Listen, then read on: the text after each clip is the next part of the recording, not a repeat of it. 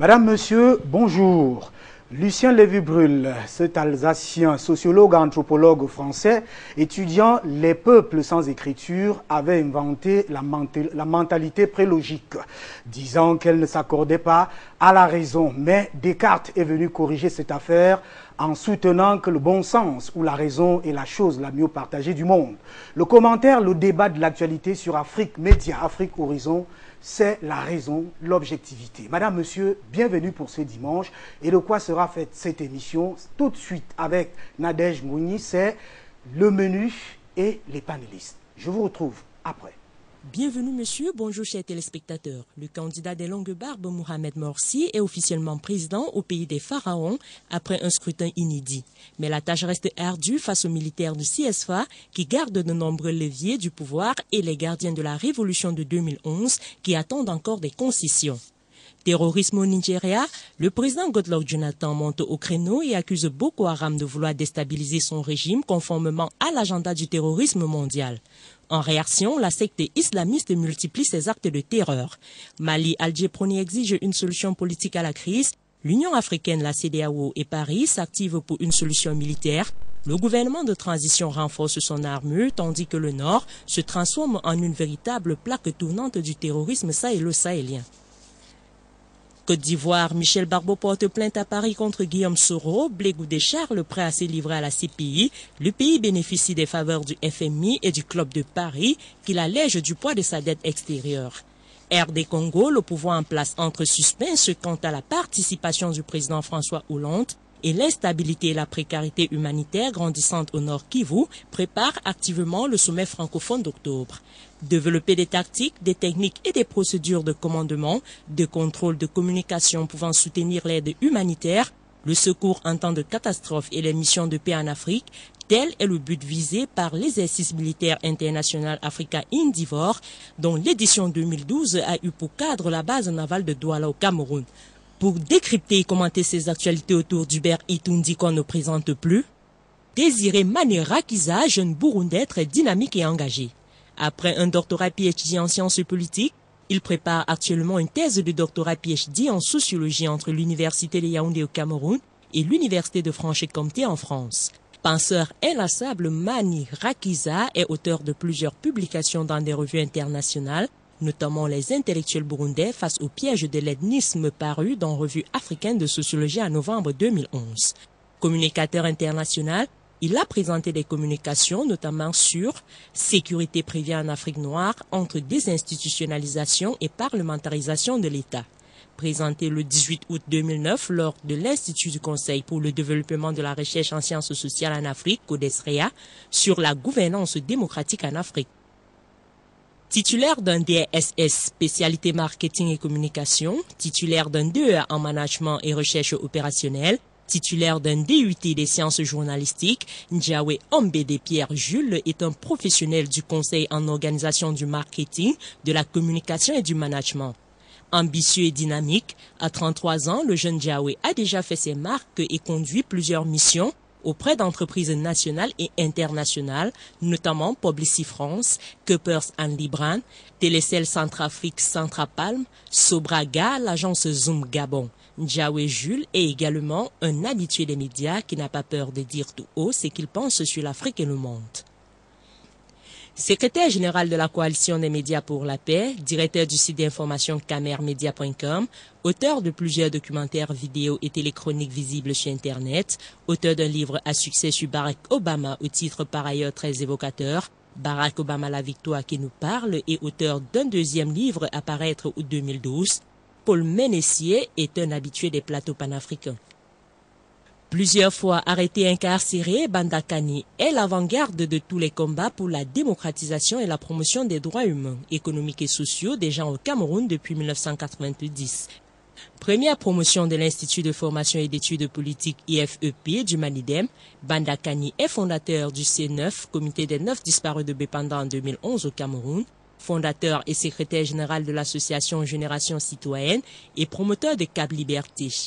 Muré par les épreuves, Bandakani comprend et intègre les changements majeurs qui impactent le champ social et politique. Candidat déclaré à l'élection présidentielle de 2011, il apporte finalement son soutien à M. Paul Biya, candidat du RDPC. Depuis janvier 2012, il s'investit dans la promotion de la pensée politique de Dieu au Cameroun et dans le monde. Voilà servi le menu de cette autre édition d'Afrique Horizon. Hubert Itundi, à vous le micro. Voilà campé, les panélistes et le menu. Madame, monsieur, une fois de plus, bonjour, bon dimanche et bienvenue. Vous êtes sur Afrique Média, l'émission Afrique Horizon, le monde. C'est ici chez nous.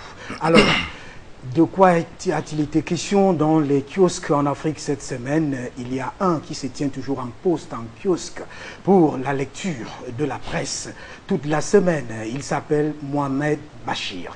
Tout de suite, la revue de la presse. Nous nous retrouvons après pour le débat en lui-même.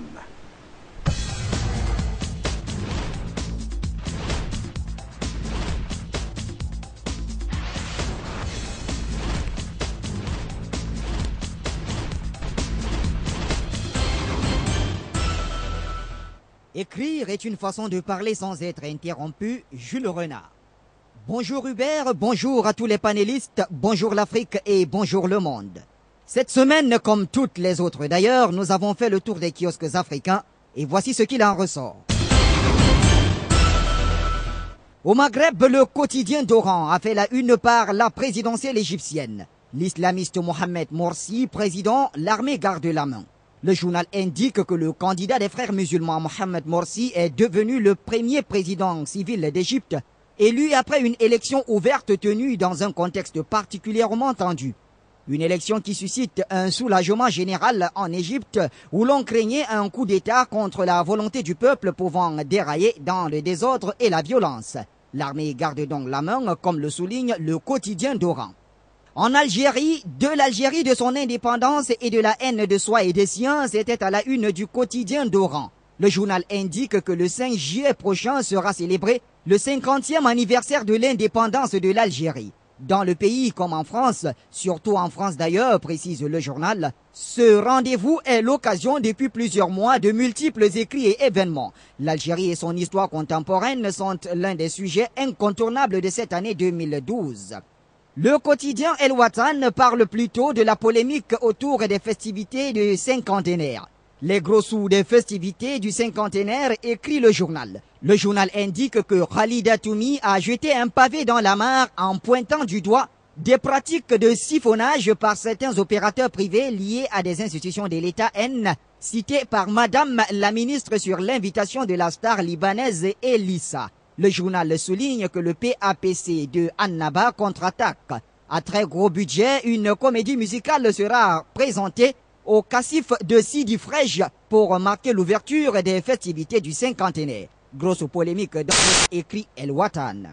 En Afrique de l'Ouest et notamment en Côte d'Ivoire, Fraternité Matin fait la une par des propos du président Alassane Dramane Ouattara. La coopération avec Israël va se renforcer, a déclaré le chef de l'État ivoirien. Quelques heures donc après son retour d'Israël, le président Ouattara a fait le point de sa visite en Terre Sainte. Selon Fraternité Matin, la coopération israélo-ivoirienne sera axée sur la sécurité, les investissements, l'agriculture, les mines et l'énergie. Fraternité Matin a également donné des nouvelles de Koné Katinan qui aurait été repéré au Cameroun avec plusieurs identités. Parlant de Koné Katinan, le patriote écrit que selon le président ivoirien Alassane Dramane Ouattara, il serait aux arrêts au Cameroun. Le patriote souligne d'ailleurs que le chef de l'État ivoirien a été formel en affirmant qu'il est en contact avec le président camerounais Paul Biya dans le cadre de cette affaire. Ce sont donc des propos recueillis par le patriote dès le retour de M. Ouattara d'Israël. En Côte d'Ivoire toujours, Fraternité Matin a aussi fait la une par la prime à la bonne gouvernance. C'est fait, écrit le journal. Le journal révèle que la Côte d'Ivoire a atteint le point d'achèvement de l'initiative des pays pauvres très endettés. Cela après 29 ans d'efforts pour restructurer sa dette comme le voulait la Banque mondiale et le FMI. Une si longue marche, précise de Fraternité Matin, de 1983 à 2012. Pour le quotidien Notre Voix, c'est le travail de Laurent Koudou-Gbagbo qui a été récompensé. Le journal souligne que si la Côte d'Ivoire a pu atteindre le point d'achèvement, c'est bien grâce au travail abattu pendant 10 ans au pouvoir par M. Laurent Gbagbo. La Côte d'Ivoire a le PPTE, écrit Notre Voix, en précisant que le travail de l'ancien chef de l'État est récompensé. Et le quotidien Le Temps de dire que le FMI, le Fonds monétaire international et la Banque mondiale ont rendu un grand hommage à M. Laurent Gbagbo, qui serait pour beaucoup dans l'atteinte de la Côte d'Ivoire au point d'achèvement des initiatives PPTE. Dans la même publication, Le Temps indique que de son exil, Blé Goudé s'est adressé à Ouattara. Il faut cesser les arrestations spectaculaires, a déclaré l'ancien homme de main de Laurent Gbagbo dans les colonnes du Temps. Au Mali, le quotidien national d'information L'Essor écrit sur les affrontements entre groupes armés à Gao. Le journal rapporte que les combats entre le MNLA et les islamistes ont fait au moins une vingtaine de morts. La tension qui caractérise le mouvement national pour la libération de l'Azawad et ses anciens alliés, les islamistes d'Ansaruddin et du Mujao, est à son paroxysme, écrit L'Essor. Le journal indique que ces groupes armés se sont donc livrés une grande bataille qui complique de plus en plus leur cohabitation dans le nord. Le Rubicon est franchi, indique L'Essor. L'Essor a également mis en exergue la rencontre entre Cheikh Modibo Diarra, le premier ministre malien, et Blaise Compaoré, le président du Faso. Le journal indique que le premier ministre malien était allé rencontrer le médiateur de la CEDEAO pour réaffirmer la position du gouvernement malien, qui est de privilégier la négociation sans exclure l'usage de la force pour libérer les régions occupées dans le nord du Mali. Et donc, selon le quotidien national d'information, toutes les options restent sur la table. Une démarche logique est donc engagée dans les colonnes de L'Essor. Parlant de la crise malienne, Fraternité Matin s'interroge. Que peut encore la CEDEAO au Mali? Le journal s'interroge sur l'avenir du Mali. Le Mali qui était au centre des discussions vendredi à Yamoussoukro. C'est dans le cadre de la rencontre des chefs d'État de la communauté économique des États de l'Afrique de l'Ouest. Fraternité Matin se demande donc qu'après les mesures énergiques des premières réunions des chefs d'État ouest-africains, quel autre atout ont les dirigeants pour résoudre la crise malienne? Le journal précise que la Guinée-Bissau était également au menu des discussions. Au Sénégal, Macky accepte la main tendue du MFDC à la une de Sud Quotidien. Le journal indique que le président de la République du Sénégal, Macky Sall, a profité du Conseil des ministres délocalisé à Ziguinchor pour répondre positivement à l'appel du mouvement des forces démocratiques de la Casamance. Un appel à l'ouverture des négociations. Le chef de l'État et son gouvernement sont ainsi prêts, comme le souligne Sud Quotidien, à engager un dialogue ouvert et franc avec Salif Sadio, César Atoubadian et Ousmane Niantang Diatta, les chefs de guerre et tous les combattants du MFDC. En Afrique centrale, Hissène Habré sera jugé à Dakar, c'est à la une du journal du Tchad. Le journal indique que le Sénégal s'est doté début juin 2011 d'un groupe de travail dans le cadre de l'engagement pris pour organiser le procès de l'ancien président tchadien réfugié sur son sol. Le journal précise que selon le président sénégalais Macky Sall, il n'y a aucune raison valable de ne pas le juger en Afrique. Le président sénégalais souligne d'ailleurs que c'est l'Union africaine qui a donné mandat au Sénégal d'organiser ce procès. Mais le journal du Tchad s'est aussi interrogé. Macky Sall emboîte-t-il le pas de Wade? Selon le journal du Tchad, en N'Djamena, les victimes sont très remontées face à la décision du nouveau président sénégalais de juger Hissène Habré à Dakar. Le journal indique que les victimes meurent au quotidien sans une solution. Les Tchadiens disent avoir été déçus par le président Wade et tout porte à croire que Macky Sall les décevra également par cette décision de juger Hissène Habré à Dakar. Au Cameroun, le gouvernement ressuscite la censure sur les médias, c'était à la une de Mutation.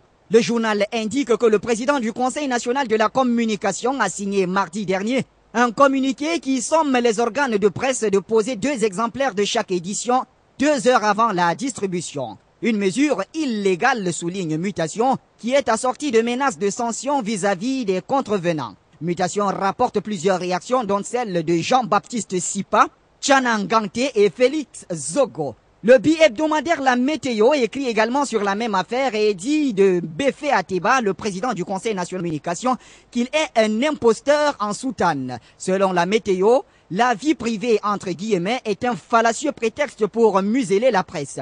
Le journal indique par ailleurs que les hommes de médias se sont mobilisés pour dire non à cet évêque qui déserte son diocèse pour rouler carrosse à Yaoundé en brûlant l'argent du carburant. Une provocation en continu, écrit La Météo. Pour le messager du regretté Pius Ndiaye, le Conseil national de la communication prend un acte illégal. Le journal révèle que Joseph Befé Ateba, président du CNC, exige le dépôt judiciaire des journaux chez le procureur 2 heures au plus tôt avant publication, ce qui va, selon le messager, à l'encontre de la loi qui dispose de le faire 2 heures après au plus tard. Quittons le Cameroun pour la République démocratique du Congo. Agression contre la RDC, les preuves qui enfoncent le Rwanda sont à la une de groupe L'Avenir. Le journal souligne qu'à ce jour, la RDC a des preuves suffisantes sur l'implication directe du Rwanda à la bande à Bosco Ntaganda. Comment expliquer qu'en dépit de plus de 25 tonnes d'armes abandonnées dans la ferme de Bosco Ntaganda à Massissi, celui-ci et sa bande continuent à tirer sur les vaillantes FARC, s'interroge le journal. Le gouvernement de la République hausse le ton et exige la publication du rapport de l'ONU et de ses annexes qui comportent des informations détaillées sur des livraisons d'armes aux rebelles en provenance du Rwanda. Le groupe Ravenir a également rapporté que depuis New York, Paul Kagame se met aux abois. Le journal indique que la déstabilisation de Kinshasa par Kigali prend de plus en plus des allures inquiétantes. Sur la scène internationale, des concerts et autres ballets diplomatiques sont signalés tant du côté des autorités congolaises que rwandaises. Selon le groupe L'Avenir, Kigali serait donc à la recherche du soutien américain par le biais de sa ministre des Affaires étrangères et de la coopération, Madame Louise Mushikiwabo. Dans les îles et notamment à Madagascar, la rencontre entre Rajolina et Ravalomanana était à la une de Midi Madagascar. Le journal indique que la communauté internationale est divisée sur la candidature des 2 principaux protagonistes de la crise à la prochaine présidentielle. Le journal parle bien sûr de Marc Ravalomanana et du président de la transition, Andrei Rajolina. Et donc, selon Midi Madagascar, 4 pays sont pour leur candidature et 3 sont contre. Affaire à suivre. Terminons par cette ouverture d'horizon que fait le potentiel de la RDC. État fédéral africain, l'antithèse de la balkanisation, c'est à la une du potentiel. Le journal met en première page l'exposé de Théophile Obenga qui s'est tenu le vendredi 22 juin dernier sur le projet d'un État fédéral africain. Égyptologue, linguiste et historien, l'homme est considéré dans le monde de la science comme le dernier de Cheikh Anta Diop, tant il se fait grand défenseur des idées défendues par le savant sénégalais. Selon le potentiel, Théophile Obenga pense que l'État fédéral africain est la seule issue pour le développement de l'Afrique. Voilà, mesdames et messieurs, la presse a écrit et vous avez certainement lu. Hubert Etundi et tous les panélistes, l'Afrique vous regarde, l'Afrique vous écoute. Merci à vous, Mohamed Bachir, pour cette abondante revue de presse. Alors, place au débat, aux commentaires. Direction Yaoundé, la capitale politique du Cameroun et d'ailleurs siège des institutions républicaines dans ce pays-là, où se trouve notre invité en ligne ce dimanche, Désiré Maniarakiza. Bonjour. Bonjour, monsieur Hubert Etundi. Alors, oui, alors, votre pays, le Burundi, célèbre ce 1er juillet. Vous devrez peut-être vous éloigner de votre poste téléviseur, s'il vous plaît.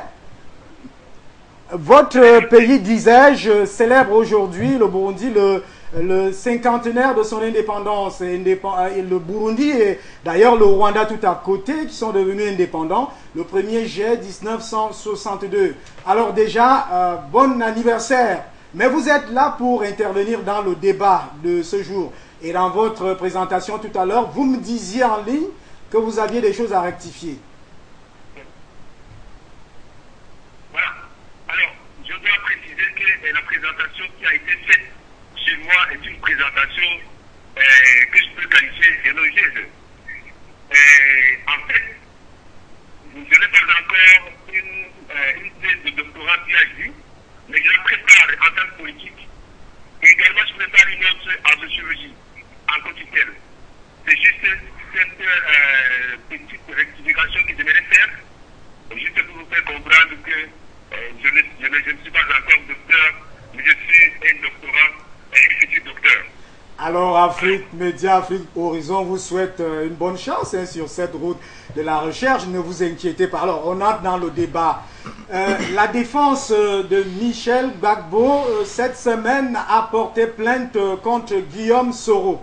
Alors, Est-ce que dans l'actualité en Côte d'Ivoire cette semaine, nous avons aussi Charles Blé Goudié qui se dit prêt à comparaître à la Cour pénale internationale parce qu'il dit ne se reprocher de rien. Il y a aussi l'allègement de la dette en Côte d'Ivoire. Peut-être qu'on se trouve en ce temps-là entre procès et émergence parce que là-bas, depuis cette semaine, on chante l'émergence qui viendrait par Alassane Dramane Ouattara. Alors, le commentaire d'abord pour le procès, Michel Gbagbo qui porte plainte contre Guillaume Soro. Quelle lecture faites-vous de cette actualité? Alors, pour moi, c'est très simple. Mais c'est aussi à la fois complexe. Simple parce que lorsque le couple présidentiel, l'ex-couple présidentiel, a été malmené devant les médias, a été fait devant tout le monde a vu le traitement. Donc, de mon point de vue, je pense que c'est de son droit de porter plainte contre Guillaume Soro, qui à ce moment-là était supposé être l'auteur de ce qui à l'époque s'appelait les forces nouvelles. Maintenant, complexe parce qu'on peut imaginer tout de même que la plainte de Mme Michel Gbagbo a peu de chances d'aboutir. Pour la simple raison qu'elle concerne un homme qui, jusqu'à présent, a le pouvoir exorbitant au sein du pouvoir ivoirien. Tout le monde le sait. Ce n'est pas que ça commence avec la Côte d'Ivoire. C'est un peu partout. Il y a ce qu'on peut qualifier des usages politiques du droit. On peut penser que si les choses s'étaient passées autrement, et que Michel Gbagbo était resté aux affaires, à ce moment-là qu'il était aux affaires, on peut supposer que c'est tout un Guillaume Soro qui aurait été, qui aurait été accusé. Bon, je dis donc tout simplement que, pour ce qui concerne la plainte de Michel Gbagbo, elle est légitime, mais je ne sais pas si elle sera recevable par les autorités judiciaires.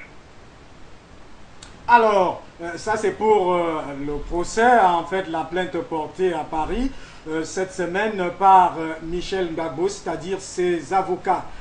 On vous fait intervenir, vous allez revenir tout au long de ces débats sur Charles Blé Goudié. C'est une figure emblématique dans cette situation en fait post-électorale et même avant les élections en Côte d'Ivoire, qui dit de son exil être prêt à comparaître à la Cour pénale internationale.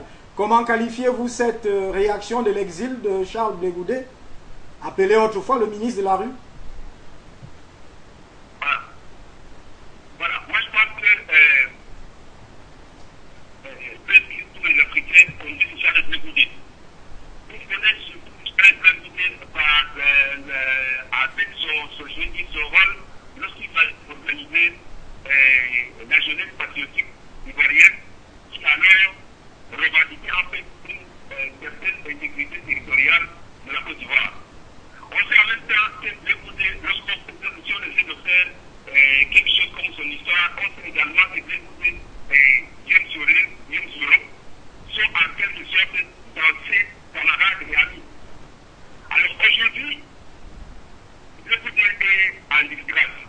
Guillaume Soro est aux affaires. Il se plaît que, puisque où il est au Libéria, semble-t-il, on verrait effectivement commencer à lui faire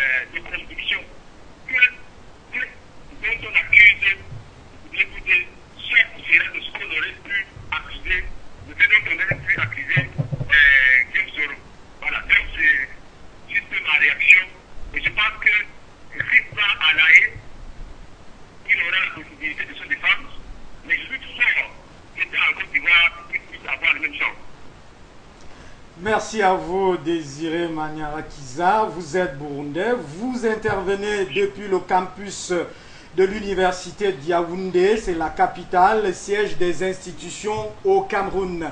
Merci. On va vous reprendre tout à l'heure lorsque on va prendre notre sujet d'actualité dans ce débat. Retour donc sur ce plateau. Jules Ndiaoué, bonjour. Bonjour. Alors, la présentation des panélistes a été faite tout à l'heure. Mais vous revenez quand même dans ce débat ce dimanche parce que, quelque part, vous avez évoqué, ça fait pratiquement 2 semaines ou 3 semaines aujourd'hui, si je ne m'abuse, cette question de Michel Gbagbo qui est pratiquement en prison comme ça, sans qu'il ait participé activement à cette situation. Oui, monsieur Etondi, c'est ici même que j'avais déploré le fait que Michel Gbagbo soit incarcéré alors qu'il n'était que professeur. Il était professeur, il exerçait son métier. Bon, et on a dénoncé le fait qu'il soit incarcéré parce qu'il est fils de Laurent Gbagbo. Mais la vérité, Etondi, c'est que les autorités d'Abidjan sont convaincues que seul Michel Gbagbo sait où Gbagbo, son père, a gardé l'argent. C'est ça la vérité. Sinon, il n'y aurait aucune raison à ce qu'il soit incarcéré. Il n'y aurait aucune raison. Maintenant, est-ce que ça justifie... actuellement, il porte plainte contre Guillaume Soro. Il n'y a pas... Quel est le parallèle qu'il faut établir dans cette affaire? Oui, mais vous savez très bien que quand les rebelles prennent le pouvoir, permettez que je le dise ainsi, les rebelles, oui. Guillaume Soro est Premier ministre, chef du gouvernement.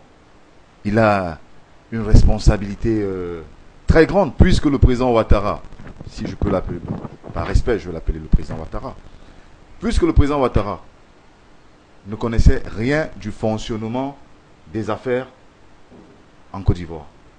Il n'y a que Soro qui était aux affaires. Probablement, la défense de Michel a des éléments accablants contre Guillaume Soro. Ah, ok, on revient tout à l'heure. Je vais rapidement dire bonjour. Bandakani, bonjour. Bonjour. Paul Ménissier, bonjour. Bonjour. Alors, on est entré là de plein pied dans le débat. Michel Gbagbo qui porte plainte, comment vous qualifiez ça? Comment vous trouvez la situation? On va aller de plainte en plainte et procès en procès. Ben, écoutez, je trouve la démarche de Michel Gbagbo extrêmement légitime et extrêmement intéressante parce que quand on est dans une bataille, il ne faut pas toujours rester sur la défensive. À un moment, il faut être offensif. Et dans le cas d'espèce, cette action offensive de Michel Gbagbo est d'autant plus intéressante qu'elle pose sur la table, n'est-ce pas, la réalité de la situation ivoirienne. Parce qu'il faut le rappeler. En Côte d'Ivoire, on veut normaliser l'infamie. On veut banaliser le crime. C'est des choses qu'il faut expliquer aux téléspectateurs. On veut normaliser l'infamie. La manière dont le président Ouattara et sa compagnie ont accédé au pouvoir est une manière criminelle. Nous avons eu affaire à un des plus grands scénarios de banditisme d'État qui a été commis en Afrique dans les 100 dernières années. Et je mesure ce que je dis.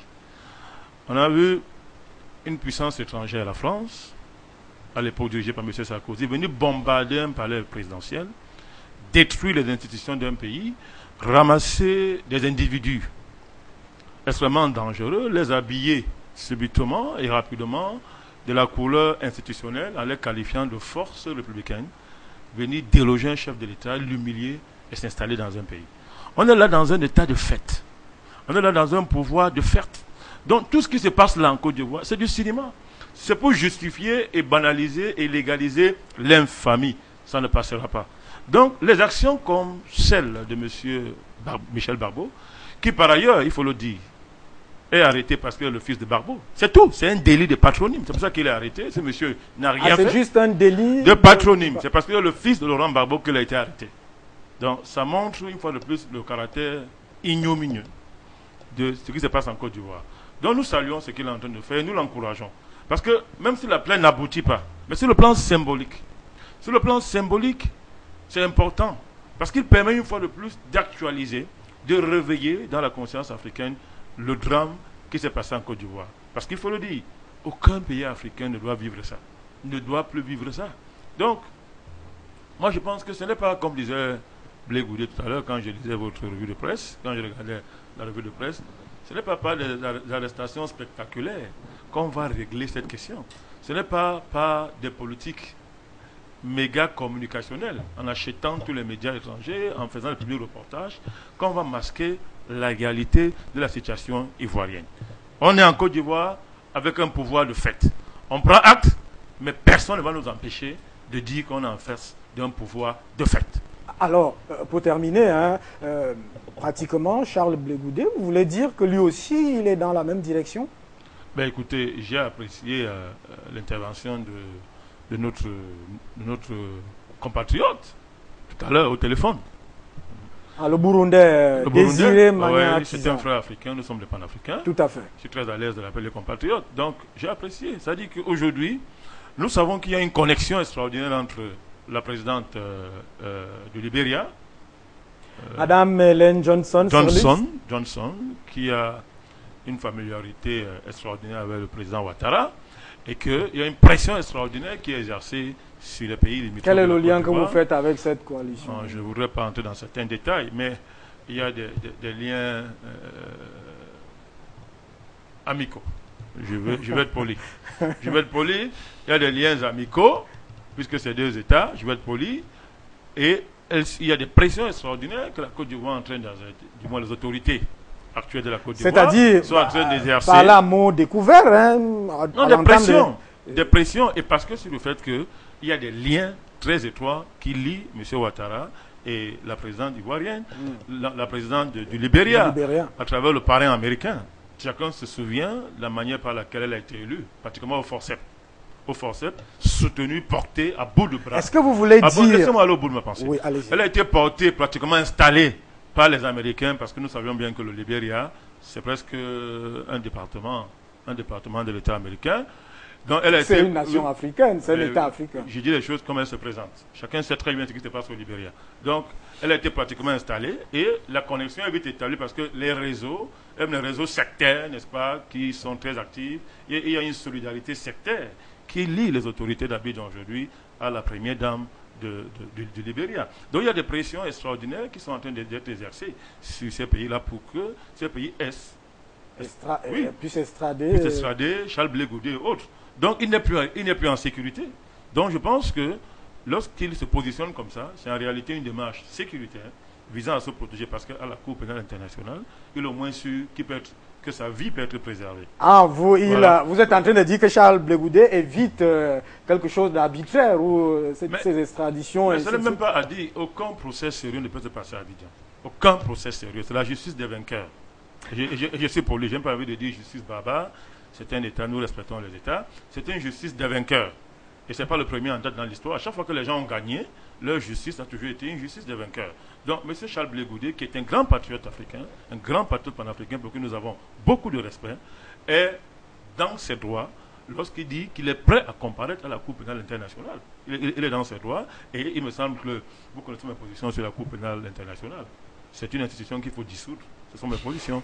Mais bon, moi, je ne me mets pas à la place de Charles Blé. Oui, vous achevez. Je ne me mets pas à la place de Charles Blé Goudé. Si lui, il estime que sur le plan sécuritaire, là-bas, au moins sa vie va être préservée et qu'il aura un procès équitable, libre à lui, je suis mal placé dans les conditions actuelles pour parler mieux de la situation de Blé Goudé que lui-même. En tout cas, on vous rassure, hein, vous venez de dire quelque chose là très intéressant. On rassure d'ailleurs toutes les autres capitales africaines. Cette émission de ce jour devrait être normalement tournée à Yaoundé. C'est parti remise. Yaoundé, la capitale politique du Cameroun. D'ailleurs, on fait un clin d'œil. Il y a tous ceux-là très nombreux d'Angola, de la République démocratique du Congo et j'en passe, qui nous font des bons signes par notre adresse électronique. Paul Menessier, bonjour ou rebonjour. Alors, la situation en Côte d'Ivoire. Charles Blé Goudé, de son exil. Oui, il ne nous surprend pas et Banda Kane l'a suffisamment expliqué. Moi, ce que je voulais dire, c'est que je suis de ceux qui croient que la politique, c'est la gestion des rapports de force. Et au lendemain de la prise de pouvoir de Ouattara, j'ai pardonné. J'ai pensé que c'était possible de reconstruire la Côte d'Ivoire avec Ouattara et d'oublier le passé, parce que dans tous les cas, il va falloir que la Côte d'Ivoire se remette un jour sur pied. La perle de l'Afrique de l'Ouest est en train de se mourir là, et voir que Ouattara arrive au pouvoir dans les conditions que nous tous on a connues, une espèce de hold-up politico-militaire, initié par Nicolas Sarkozy, il faut le dire en personne. C'est lui le géniteur de cette transition-là. Mais cette transition malheureuse aurait pu se réinscrire dans l'histoire autrement, parce que c'est les hommes qui font l'histoire. Et Ouattara est en train de manquer le coach. C'est justement là où je suis dessus. Et comment...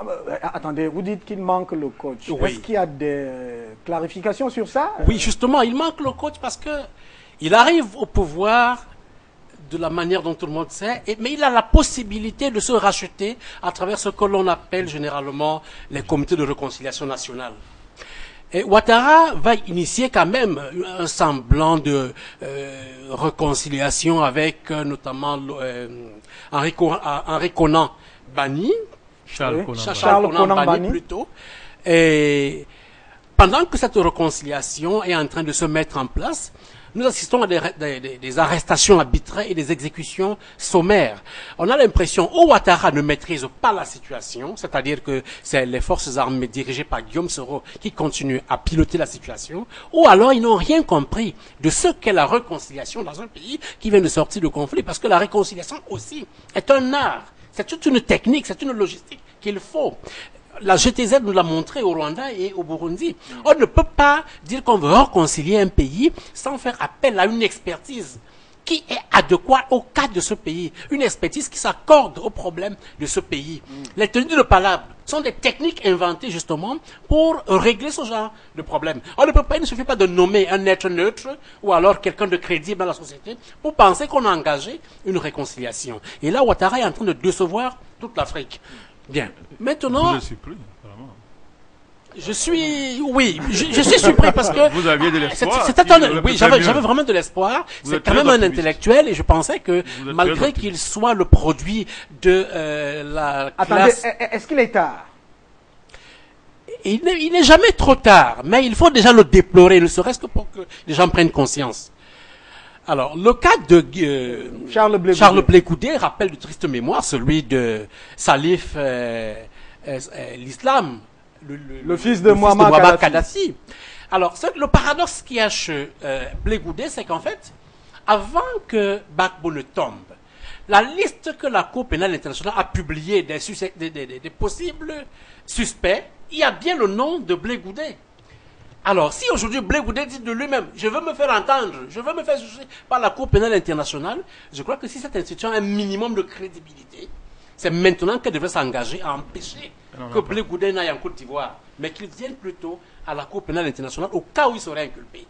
Est-ce que vous êtes d'accord avec Mbanda Kani qui exposait tout à l'heure un ensemble de pressions entre la Côte d'Ivoire et le Libéria pour obtenir la tête de Charles Blé Goudé? Mais on vient de le vivre avec les escarmouches qui se sont passées entre le Libéria et la Côte d'Ivoire. On a posté des personnes qui avaient le droit d'asile au mépris de la Convention de Genève. On les a renvoyées en Côte d'Ivoire. C'est déplorable pour un pays comme le Libéria. Et toute l'Afrique l'a vu, on n'a pas levé le petit mot. Même le HCR, pour le jeune Mbanda Kani, que les puissances étrangères, justement, hostiles à Laurent Gbagbo, sont effectivement derrière, en train de machiner cette situation qui est absolument grave pour la Côte d'Ivoire.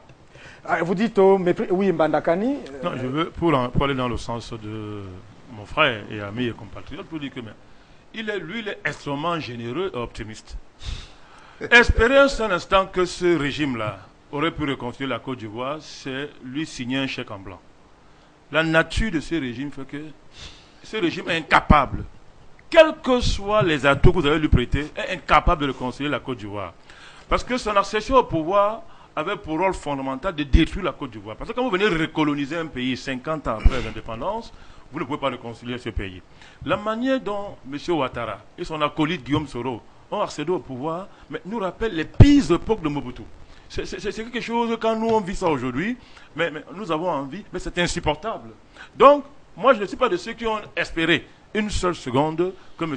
le président Ouattara, parce que gardons les formes, c'est un pouvoir de fait, nous prenons acte, nous avons pris acte, que le président Ouattara pouvait réconcilier la Côte d'Ivoire. On ne peut pas se réconcilier avec des gens dont on avait pour mission, et on a toujours pour mission, de détruire. Deuxième chose est-ce que vous croyez que Bandakane, vous poursuivez, est-ce que vous croyez que manifestement, le président Alassane Dramane Ouattara, vous lui prêtez peut-être manifestement une volonté de destruction de la Côte d'Ivoire? Je ne prête pas, j'analyse les faits. Le monde entier a vu ce qui s'est passé en Côte d'Ivoire. Je vous ai dit depuis Mobutu.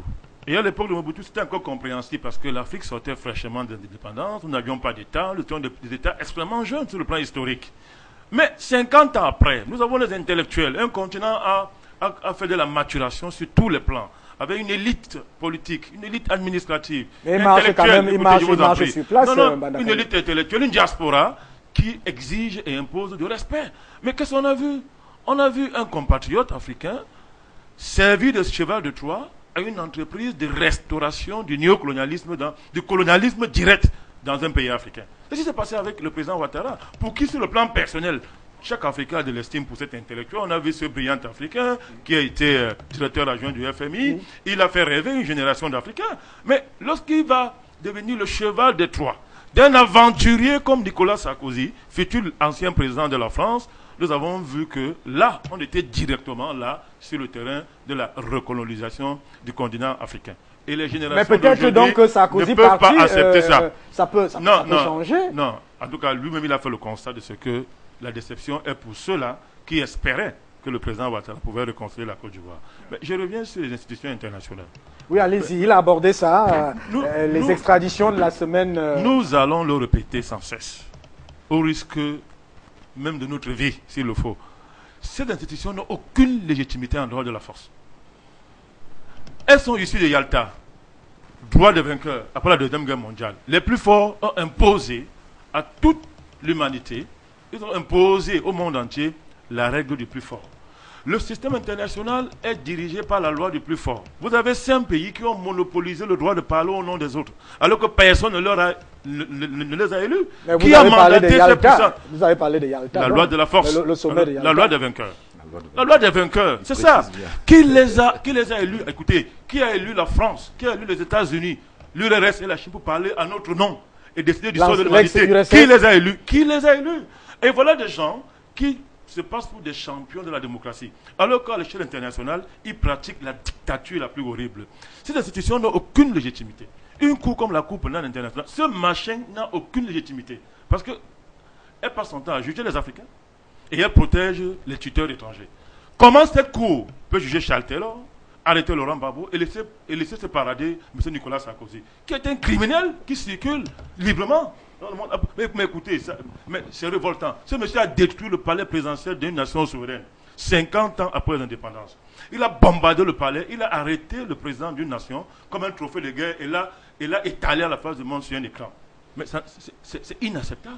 Moi, c'est révoltant. Mais il se balade tranquillement et ce machin qu'on appelle Cour pénale internationale donne des leçons de justice aux gens. Sur les extraditions, là, avec la convention de Genève. C'est la même logique. Le H, comme il a dit, le HS, HCR. Excusez-moi, je pourrais même. Tant mieux aussi, je pourrais même parler. Le HCR est devenu subitement aphone et aveugle. Elle ne connaît pas, il ne connaît pas ces réfugiés ivoiriens. Pourquoi? C'est les indésirables. Il rappelle, c'est la mauvaise conscience de tout ce système international qui s'est fédéré pour détruire la Côte d'Ivoire. Vous voyez, il y a une coalition internationale. Le FMI même qui n'était pas concerné, les banques mondiales qui n'étaient pas concernées se sont mêlées. Alors, on va arriver tout à l'heure. On se demande en quoi elles étaient concernées. Mais c'était une vaste coalition internationale. Le président Gbagbo menaçait le système international par la politique qu'il était en train d'instaurer en Côte d'Ivoire. Il y a eu cette coalition pour le détruire. Et toutes les institutions... Mais en Côte d'Ivoire, l'appelait aussi celui-là qui sait rouler les gens dans la farine. Ce n'est pas une raison pour que les gens viennent bombarder son palais, au mépris du droit international. Chacun a vu ce que l'ONU a fait en Côte d'Ivoire. Au terme quand même des élections contestées, résultats contestés. Il n'y a pas d'élections contestées en Côte d'Ivoire. Ne prêtez pas le flanc à ces bêtises.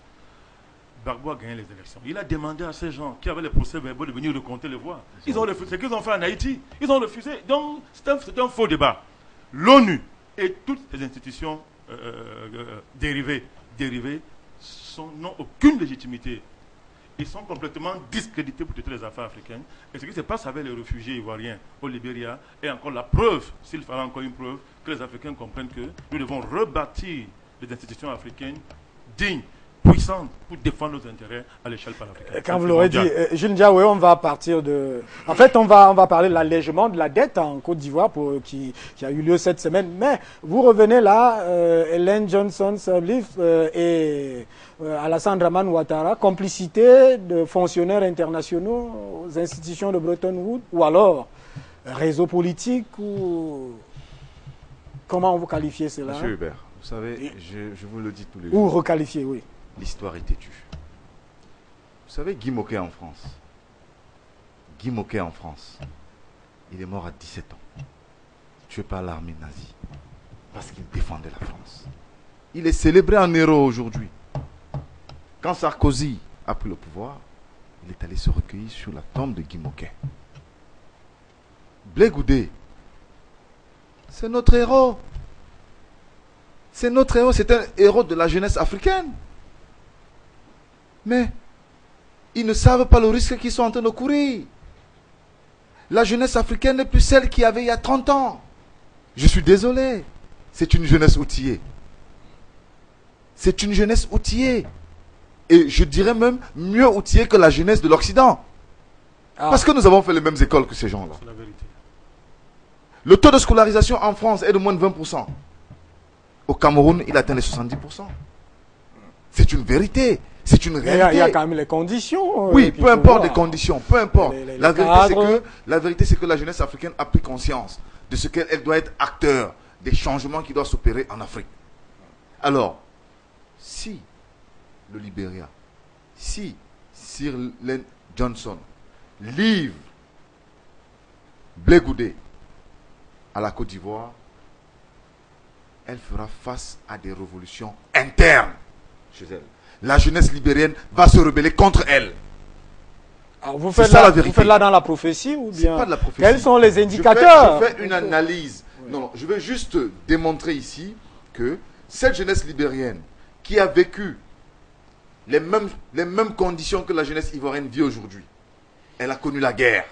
Vous avez aujourd'hui une génération de jeunes libériens qui ont porté les armes à 9 ans,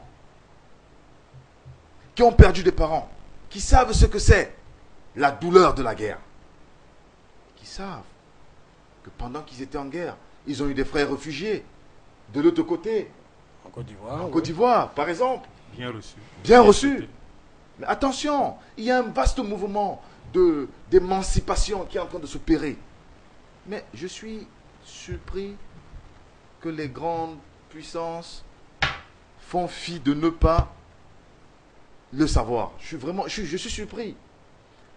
Donc, alors, puisqu'on Paul Menezes, il a parlé de rapport de force, peut-être oui, qu'ils se disent qu'ils sont en position de force et que ça n'a rien à faire avec cette révolution tapis dans l'ombre. C'est quoi le rapport de force aujourd'hui? Ils nous ont enseigné la bataille par la non-violence. Ce sont eux les Occidentaux, ce sont eux qui nous l'ont appris. Mais Blé Goudé s'est battu les mains levées. Il s'est battu les mains levées. On n'a pas de preuves, accablantes de Blé Goudé tenant une arme à la main. Je suis désolé. Par contre, on a la preuve que c'est l'armée de Sarkozy. Je ne vais pas dire l'armée française parce que j'ai beaucoup de respect pour le peuple français.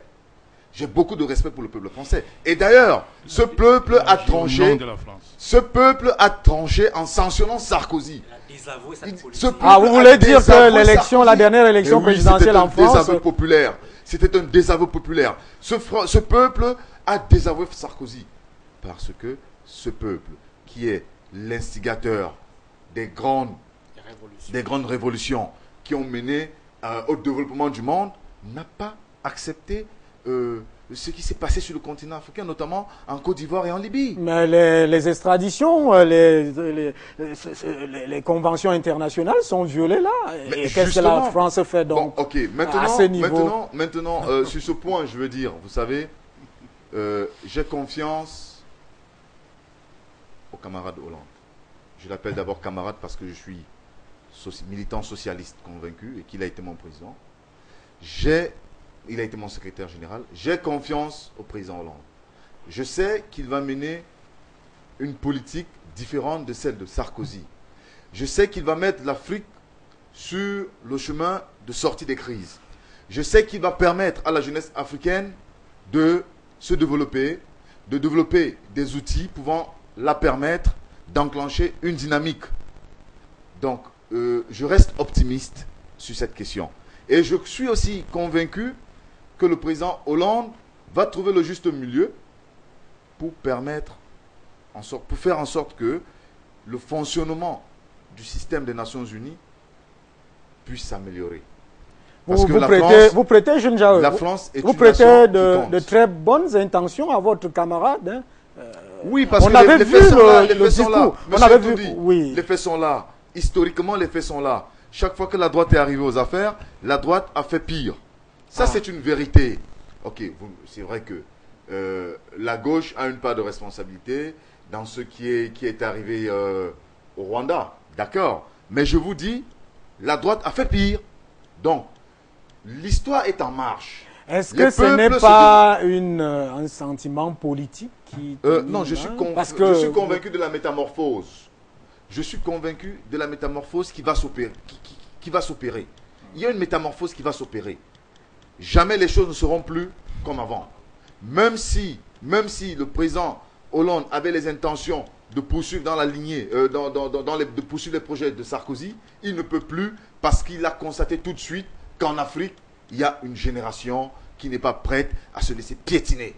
Il y a une génération qui n'a pas d'accord avec les grandes puissances. Il y a une génération qui est contre ce qui s'est passé. Il y a une génération qui est pour un nouvel élan, pour une nouvelle vision panafricaine. Il en est conscient. Ah, il en est conscient. Merci. Oui, merci à vous, Jules Ndiawe. Bandakani, on va prendre. Hein, on reste toujours avec le sujet de la Côte d'Ivoire, mais on va prendre tout à l'heure l'allègement de la dette. Je ne suis pas en désaccord total avec Ndiawe, que j'ai beaucoup de sympathie en passant. Mais nous avons du respect pour le président Hollande. C'est le président de la France, une grande nation. Nous n'avons pas confiance en François Hollande. Nous n'avons aucune confiance au président des nations, des puissances qui se sont autoproclamées. Et les raisons qui vous font ne pas avoir confiance à François. Je m'en vais vous le dire. Allez-y. Lors de la crise ivoirienne, tout le monde a entendu la position de François Hollande. Il a traité le camarade, Ndiawe, son camarade, il a traité de personnages non fréquentables et il a donné le plein pouvoir à Sarkozy pour aller bombarder le palais présidentiel. Vous connaissez bien que la gauche française, comme la droite, s'entendent quand il s'agit de politique africaine pour défendre ce qu'ils appellent les intérêts supérieurs de la France. Et durant la campagne présidentielle en France, vous n'avez entendu aucun mot en termes de politique étrangère concernant l'Afrique.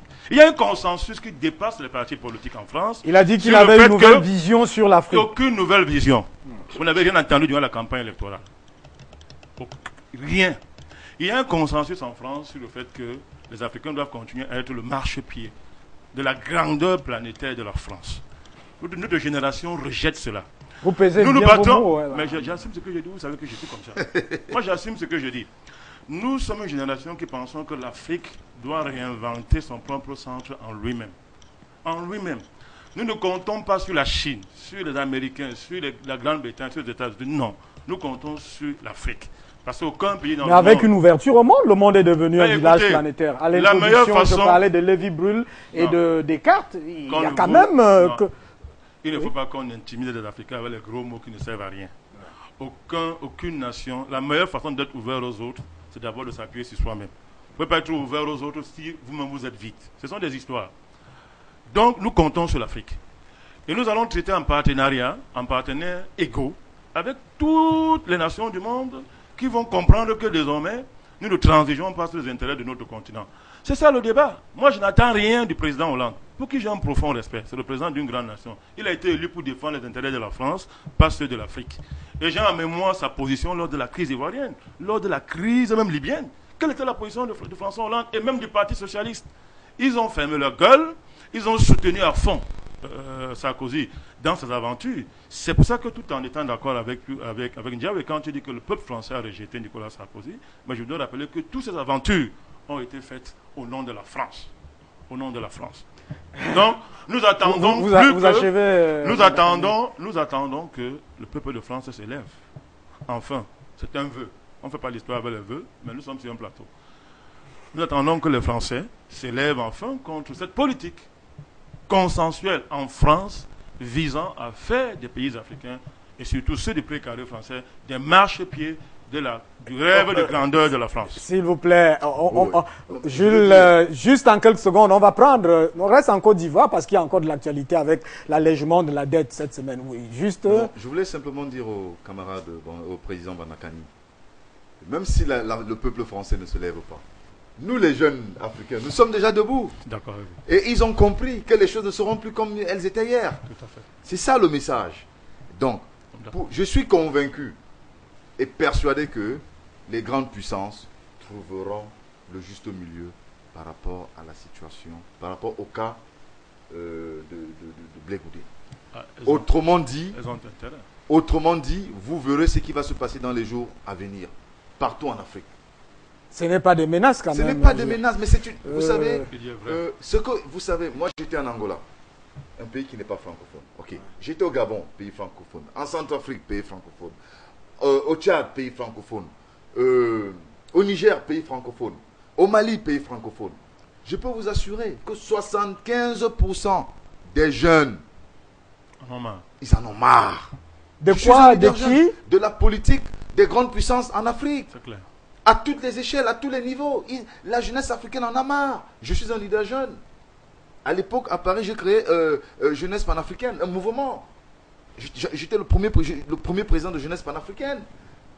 Les jeunes en ont marre. Et si l'Occident ne comprend pas que la jeunesse africaine est déjà revendique un certain nombre de choses, mais ça va être terrible.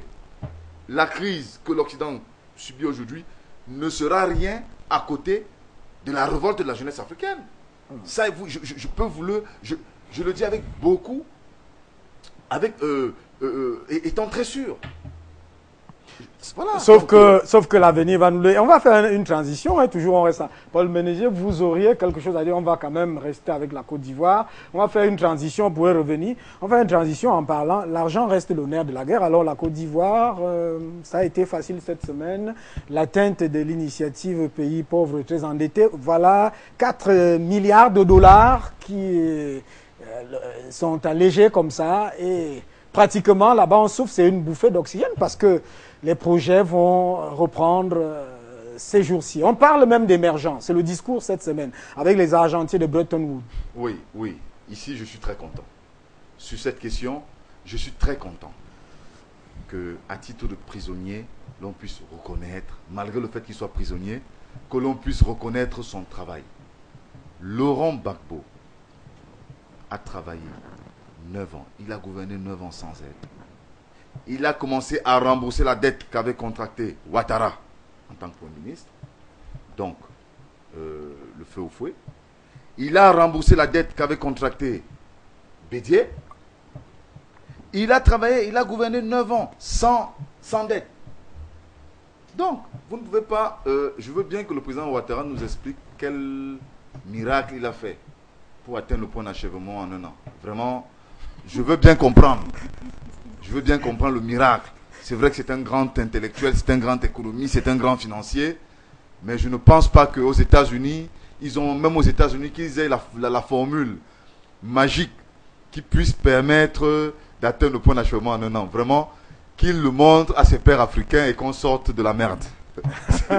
Mais vous êtes un peu ironique là. Paul Ménégier. Je suis du même avis que Jules. En réalité, le point d'achèvement qui arrive à son terme n'est pas l'œuvre de Alassane Dramane Ouattara, ça c'est clair.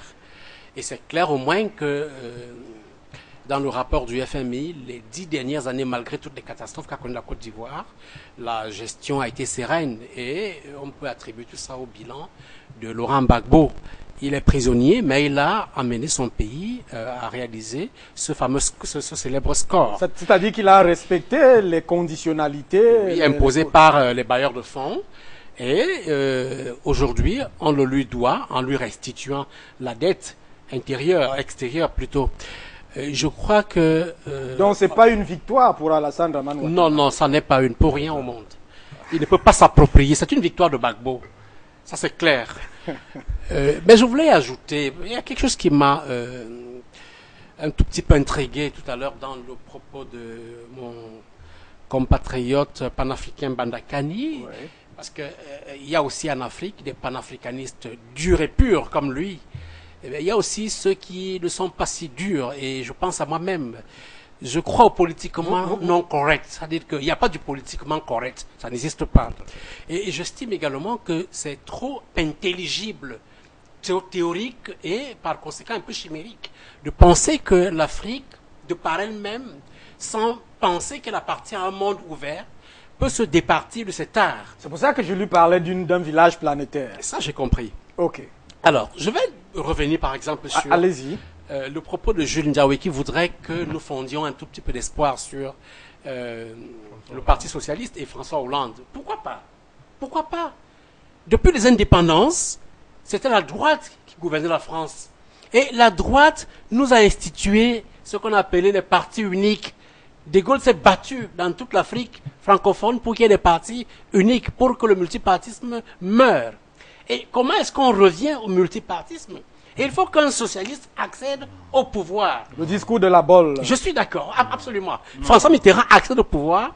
Vous allez peut-être évoquer la perestroïka, la glasnost, le vent de l'Est et tout ça. Mais on sait en tout cas, la contradiction est permise ici. On sait quand même qu'au sommet de la bolle, grâce aux travaux de Bernard Kouchner, Mitterrand impose aux pays africains l'aide en retour, la démocratie. C'est l'ouverture, c'est le multipartisme renaît au sommet de la bolle. Le PC est réhabilité après le sommet de la bolle. Vous continuez, on va quand même... Bandakani ne devient le grand leader qu'il est aujourd'hui qu'à partir du sommet de la bolle. Il ne peut pas contester ça au Parti socialiste. Bien. Alors, moi je crois aujourd'hui qu'avec François vous allez intervenir, ne vous inquiétez pas. C'est le débat. Je l'ai annoncé à l'introduction. Je crois que François Hollande nous donne de l'espoir. Pas parce qu'il est un homme correct, parce qu'il a un fin politique, mais parce que c'est le président de la France. Et qu'à l'intérieur de cette France, il y a des forces centrifuges que lui-même ne maîtrise pas et qui permettent de façonner le monde à un moment donné. Donc, je crois qu'il sera possible de porter un nouveau regard, de porter une nouvelle vision, de créer une nouvelle alternance en Afrique. Et ça, on a de raisons d'espérer. Et vous n'avez rien dit sur l'allègement de la dette. Hein. Peut-être que vous aviez tellement envie de retorquer. Vous avez dit d'une manière en passant comme ça. Ben, je n'ai pas de commentaire à faire là-dessus. Je dis que je partage le point de vue de Jules Ndiaye. Donc, écoutez, moi, je vous relance maintenant. Oui. Est-ce que c'est pas quelque chose qui peut réconcilier la Côte d'Ivoire? C'est pas un élément fort. Mais non, ça ne suffit pas pour réconcilier la Côte d'Ivoire parce que la bonne gouvernance n'est pas au rendez-vous. Donc, ce qui est sûr, c'est que quelles que soient les liquidités qui peuvent circuler en Côte d'Ivoire en ce moment, à partir du moment où il n'y a pas un partage équitable, une reconnaissance équitable des individus dans la société, il va de soi que les fonds seront destinés à deux priorités principales. La première, se maintenir au pouvoir contre tout vent. Ah. Oui. Alors, on annonce là l'agriculture, l'énergie, il y a beaucoup de projets qui sont annoncés. Ce sont des mots. La démagogie est permise en politique. Bon. Maintenant, est-ce que c'est possible qu'il n'y ait pas de réconciliation et qu'on pense qu'on va aller développer l'Ouest? Non, moi je ne pense pas. Je ne suis pas du tout sûr. Je crois que s'il faut que Ouattara destine de l'argent à l'ouest de la Côte d'Ivoire, il y a toutes les parties prenantes du développement national. Oui. Il faut déjà que Ouattara soit accepté par les habitants de cette localité. Et pour qu'il soit accepté, il faut qu'il soit pardonné. Pour qu'il soit pardonné, il faut qu'il y ait réconciliation. Ce qu'on n'est pas en train de faire. On est en train de lyncher les gens, d'aggraver la situation, et on pense qu'on peut réconcilier un pays qui n'est pas réconcilié, quel que soit l'argent. Attends, vous voulez donc dire que cet argent va servir à deux choses. Achat des armes. Oui, maintenir Ouattara au pouvoir contre tout vent. Et le minimum, faire fonctionner l'administration. Bandakani, vous vouliez intervenir tout à l'heure parce qu'il dit que vous êtes grand leader aujourd'hui à cause du discours de la bolle prononcé par François Mitterrand et qui d'ailleurs subordonnait l'aide à l'accès à la démocratie. Vous savez, les gens ont des dettes qu'ils choisissent. Moi, je n'ai aucune dette à l'égard de la gauche française. Si le professeur, pour qui j'ai beaucoup de respect, a des dettes vis-à-vis de François Hollande et la gauche française, c'est son droit le plus absolu. Le discours de la bolle est simplement venu récupérer des mouvements de revendication internes dans les pays africains qui étaient menés par une nouvelle génération politique et historique. C'est un fait. M. François Mitterrand fait son âme, et aucun leader de la gauche française n'est venu mourir ici, dans les rues, dans les pays africains. Vous n'avez pas quand même empêché, ou bien retrocédé les lauriers d'un combat historique que nous avons mené en tant que génération à la gauche française. Vous ne pouvez pas faire ça. Le discours de la Bolle, et puis on peut interroger le discours de la Bolle. Ce discours, bien sûr, ça a eu un effet. Ce serait pas juste de nier le fait que ça a eu. Mais dans le fait, ça s'est traduit comment? Par le soutien à Mobutu, Feu Mobutu, aux Zaïre, par le soutien des dictateurs, et par une implication terrible de la France dans le génocide rwandais. Donc, au-delà du discours, s'il n'y avait pas les mouvements internes, ce discours c'était une rhétorique pure et simple. Donc vraiment, je n'ai aucune dette à l'égard de la France et de la gauche française. J'ai une dette à mon propre égard. Deuxième chose, je maintiens ce que j'ai dit. Jamais dans l'histoire, on a vu des puissances tutélaires développer leurs colonies. Jamais dans l'histoire. Montrez-moi un exemple. Jamais. Jamais dans l'histoire. Donc, je n'ai pas envie de construire des rêves sur des planètes qui n'existent pas. Moi... L'Angleterre a développé Hong Kong. Écoutez, vous voulez qu'on parle de ça, on va en parler. Jamais. Je vous dis, notre débat. Parce que vous savez, vous connaissez très bien la géopolitique qui est en Asie. Vous connaissez très bien de ce qu'il s'agit. C'est-à-dire qu'on construit, tout ça c'était pour contrecarrer la Chine. Vous savez ça très bien. Vous savez donc, je dis, jamais dans l'histoire ça s'est passé ici.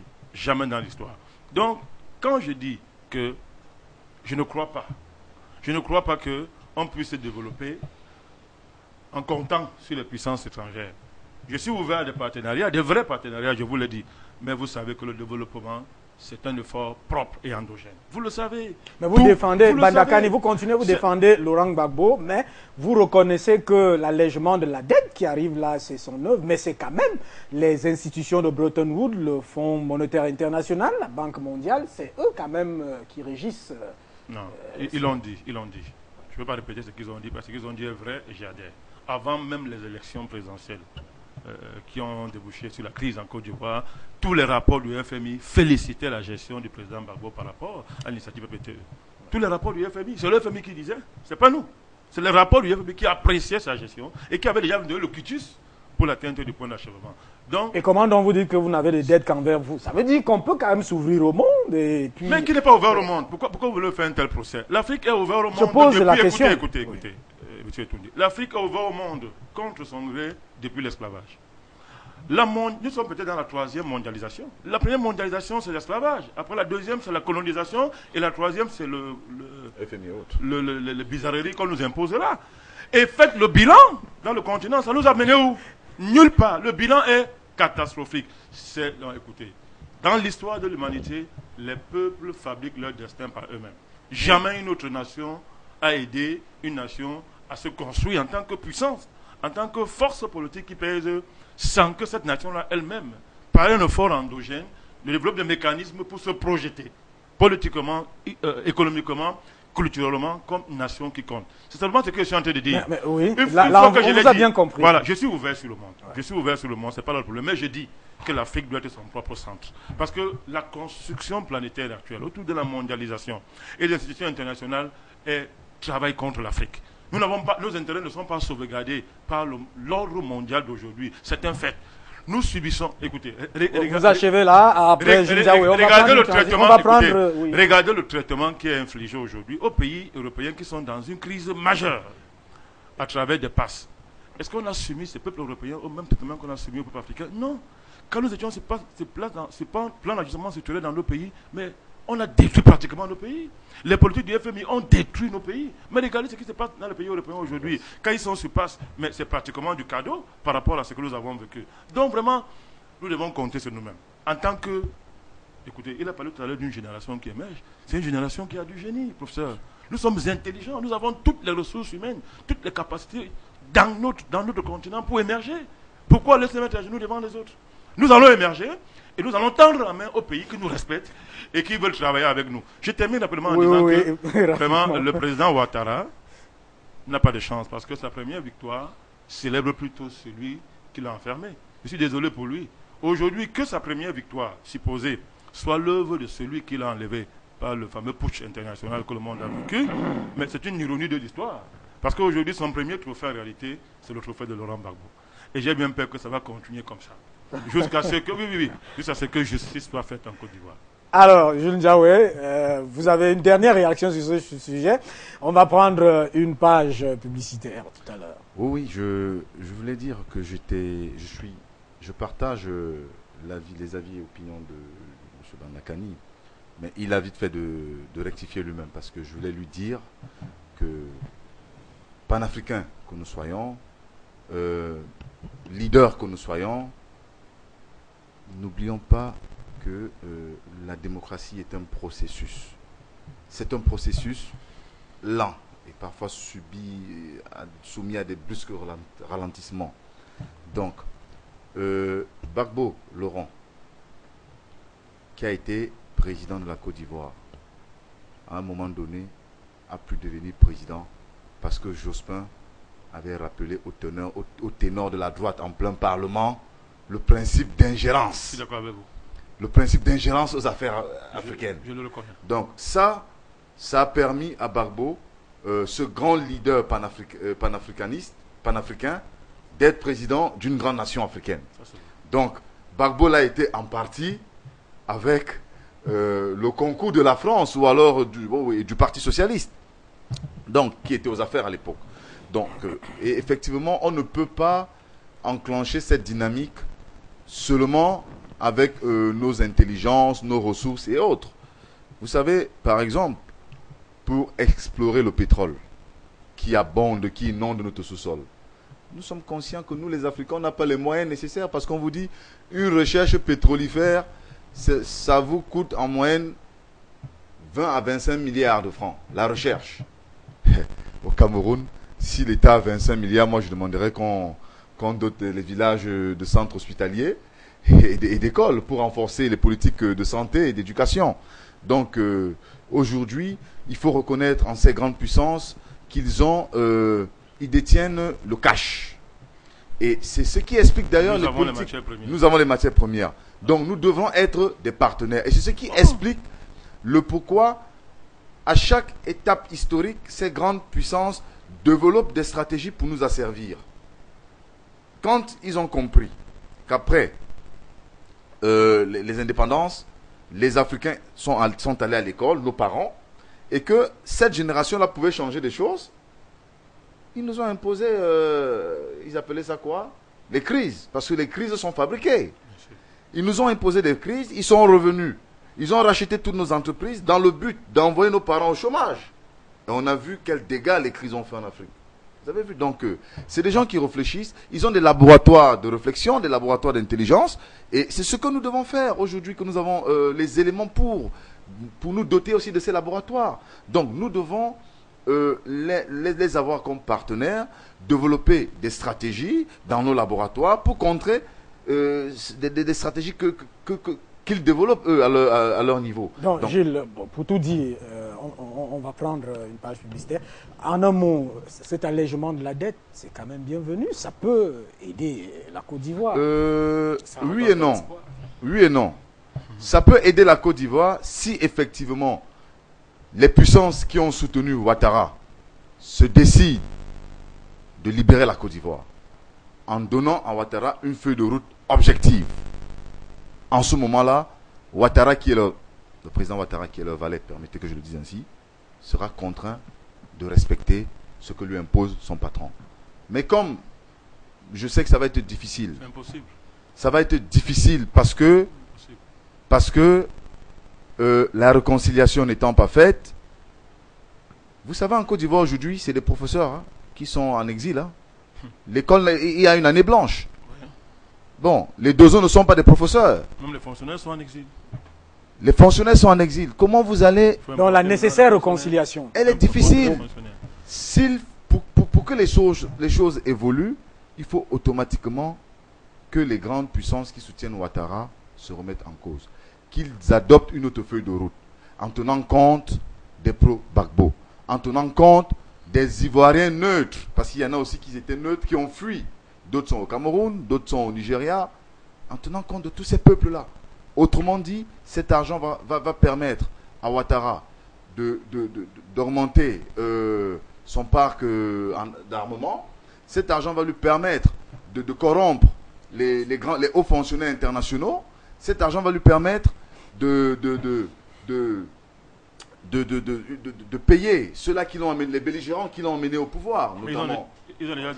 Ceux qui ont fait des revendications. En tout cas, je crois, le président Alassane Draman Ouattara, qu'il faut le rappeler, étant en Israël la semaine dernière, d'ailleurs, il rappelait que c'était en souvenir d'une des visites de feu au Fouet Boigny. Il y a une coopération pratiquement qui est en route avec ce pays, Israël. On croit quand même qu'il suit tout ce qui s'est dit autour de lui et que quelque part, vous avez dit qu'il est un intellectuel de haut rang. Il a travaillé aux institutions de Bretton Woods, donc il pourra peut-être changer. Hein, Bandakani ne veut pas entendre ça. Alors, non, je crois pas une page publicitaire.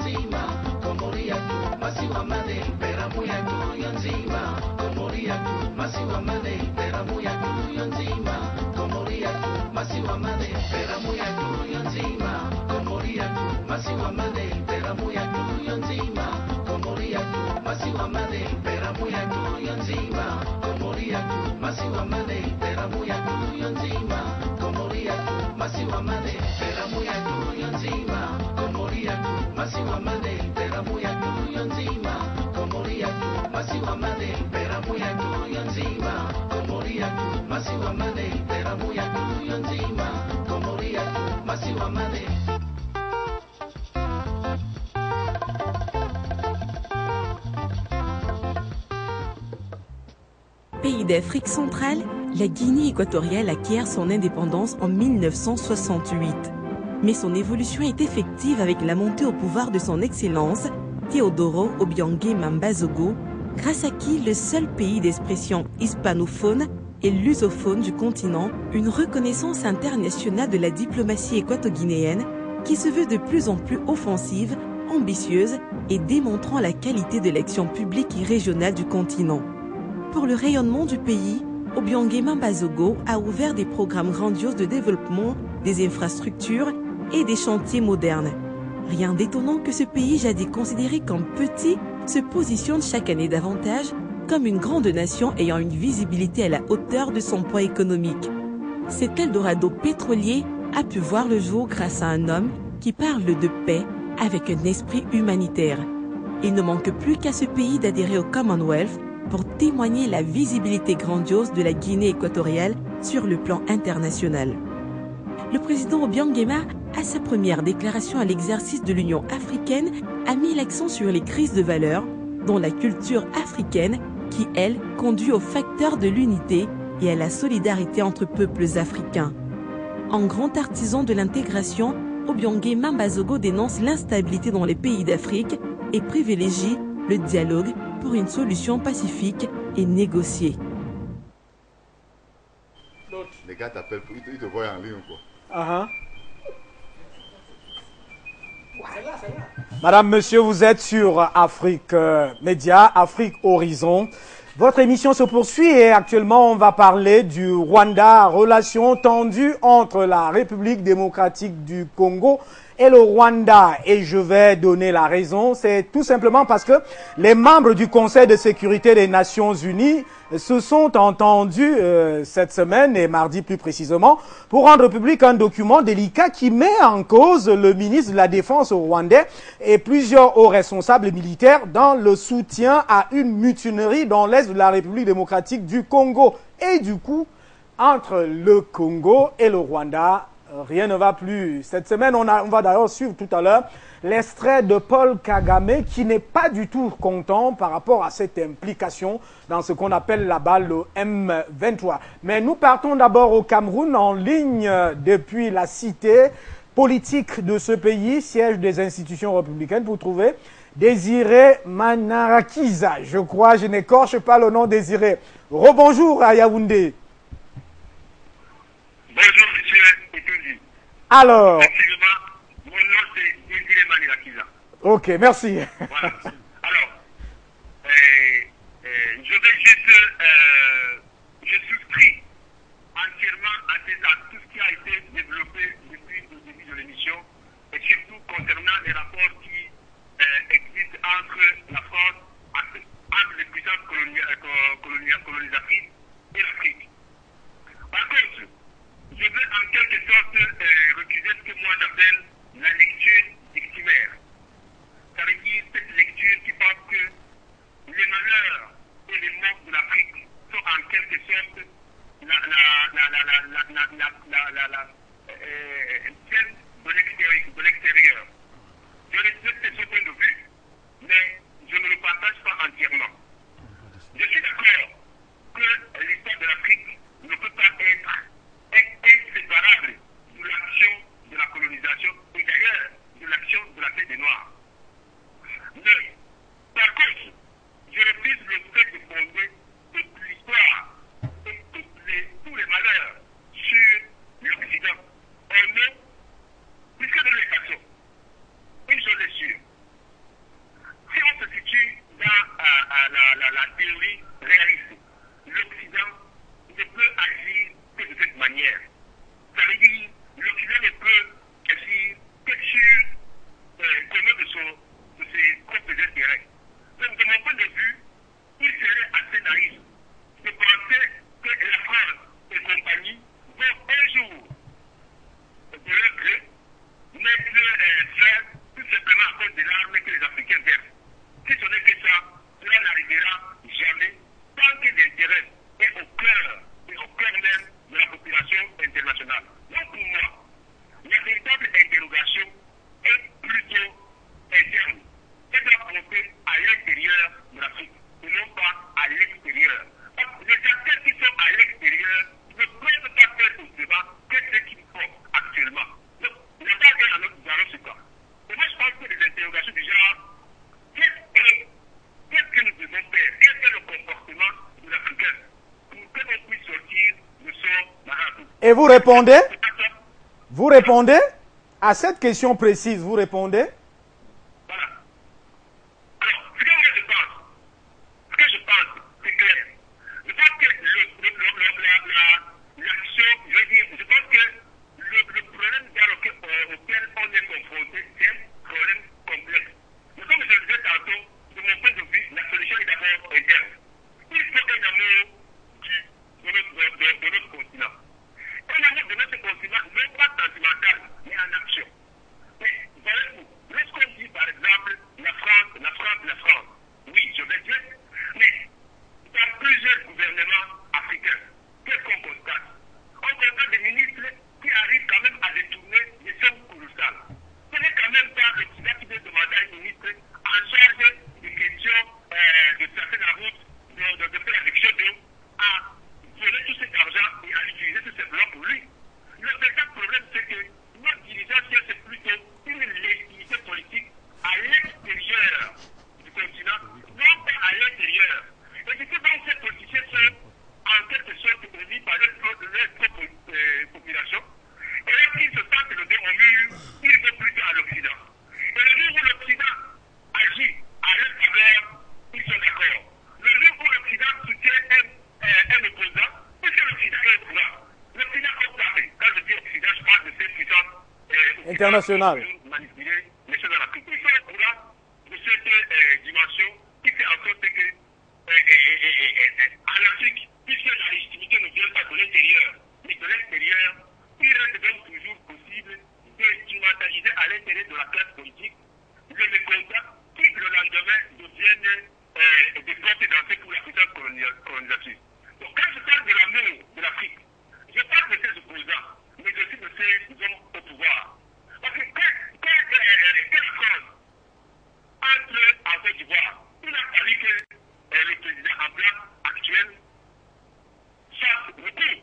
Si à l'intérieur, les protagonistes avaient refusé l'intervention de la France, la France ne pouvait pas entrer directement. Et donc, je vais conclure sur ce plan pour dire, avec Jean-Marc là, que les forces extérieures opèrent toujours par l'intermédiaire des forces intérieures. Et donc, à l'intérieur, on est toujours comme on est. On peut avoir beaucoup de mouchoirs pour essuyer les larmes. Mais la France ne va jamais, alors ne va jamais cesser de penser son avenir, tout simplement parce qu'il faut se soucier des Africains, des Burundais qui crèvent de faim. Ok, Désiré. Alors, relation tendue entre la République démocratique du Congo et le Rwanda. Le Rwanda qui est, pour l'instant, c'est le rapport, un rapport onusien qui en réalité épingle le Rwanda pour avoir soutenu le M23, ces forces rebelles. Quelle est la lecture que vous faites? On va suivre l'extrait de Paul Kagame tout à l'heure. Quelle lecture, vous êtes burundais, donc vous êtes à côté. Quelle lecture faites-vous de la situation? Désiré? Oui, je vous suis. Quelle lecture faites-vous de la situation actuelle des relations tendues entre la République démocratique du Congo et le Rwanda? Voilà. Je vais faire en quelque sorte la même lecture que celle que je faisais tout à l'heure. Vous avez deux pays. RDA africain, le RDC, gorgé de ressources naturelles. À côté, vous avez un minuscule pays, avec guillemets, le Rwanda, qui est à côté, pauvre en ressources naturelles, avec tout ce que cela comporte. Le problème, c'est quoi? Le problème, c'est que la situation qui émerge actuellement, ce n'est pas la première fois que ça arrive. C'est quelque chose qui a commencé depuis des années.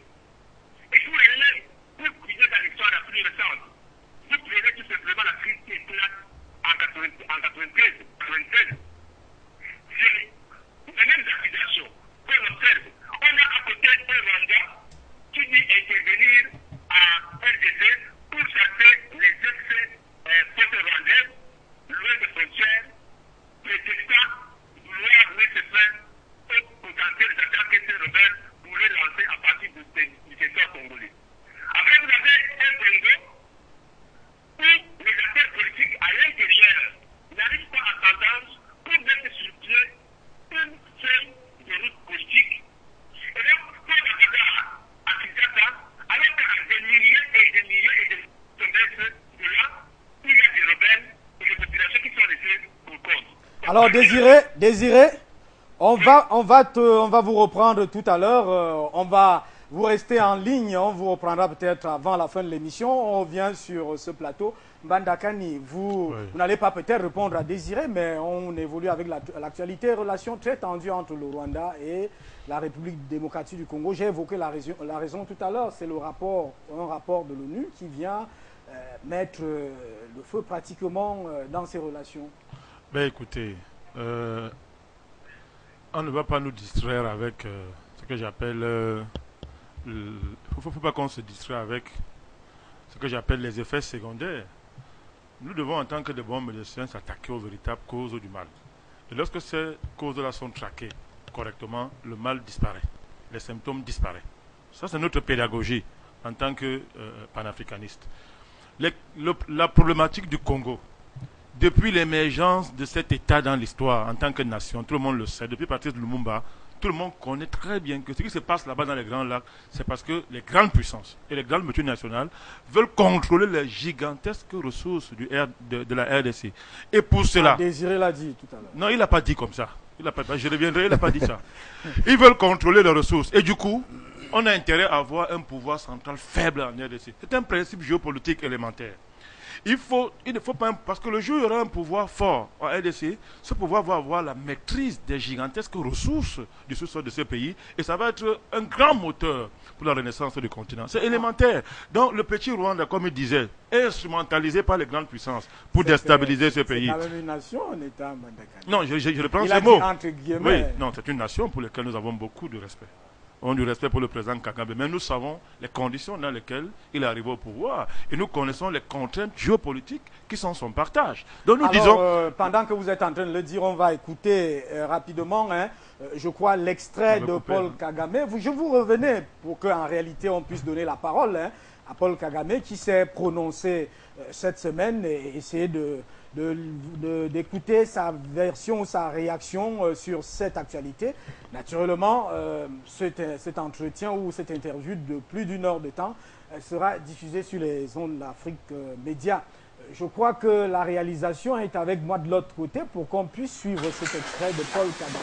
Mr. President, UN-Rwanda relations have been characterized by bickering and accusations for the past 2 decades.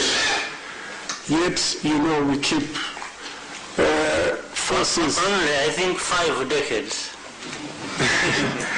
Thank you for the correction, Mr. President.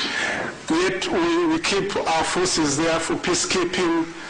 Why do we live this double life? Why wouldn't Rwanda decide either to say, call it a deal with the UN, or at least to demand very important changes in the UN system? Mr. President, if you accept small groups, non-state actors, are now able to destabilize whole nations. We've seen that in Somalia, we've seen that in the DRC, we've seen that almost everywhere, Boko Haram in Nigeria and all that. The UN seems not to be able to cope with these issues. And so, why would we stay in an organization that doesn't seem to do its work and has no future? Thank you, Mr. President. Mujendo?